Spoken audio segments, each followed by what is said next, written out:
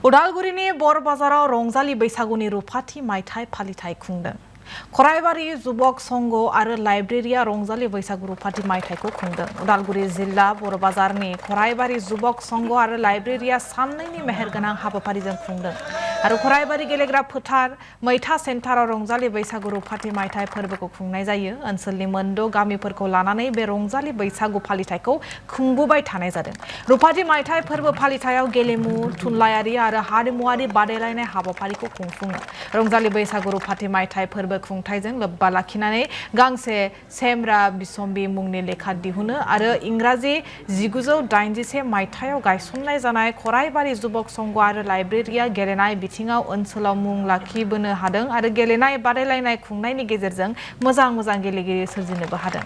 खराइबारि जुबक संघ आरो लाइब्रेरिया थांनाय इंराजि 2000 मायथाइनिफ्राय गेलेनायजों लोगोसे बर'नि देरसिन फोरबो रंजालि बैसागुखौ खुंनाय आरो बेनि गेजेरजोंनो बर'नि हारिमुखौ फोथांना लाखिदों आरो ओनसोलाव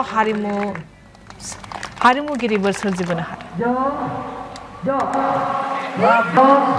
खराइबारि जुबक संघ आरो लाइब्रेरि बे लाइब्रेरिखौ गायसननाय बेनि गुबै जाहोनानो जाबाय जे जोंनि बे ओनसोलनि हमनानै ला खराइबारि, गोदान खराइबारि, गोजाम खराइबारि आरो बालादारि, सान्थिपुर लोगोसे बेसिमारि बे मोनद' गामिनि लाइमोनफोरखौ जोङो खेलायावनो जा, थुनलाइयावनो जा बा हारिमुआवनो जा जोङो बिसोरखौ गायसंनाय आरो बिसोरखौ जोङो सासे रोंगौथि गोनां सुबुं खालामनानै जोंनि ओनसोलनि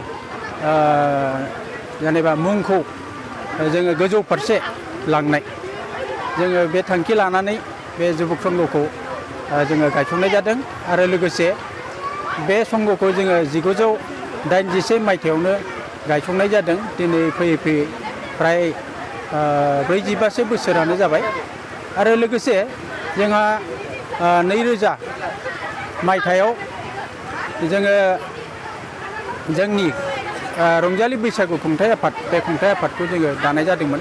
बेनि उद्देश्यआबो बेनो जे जोंनि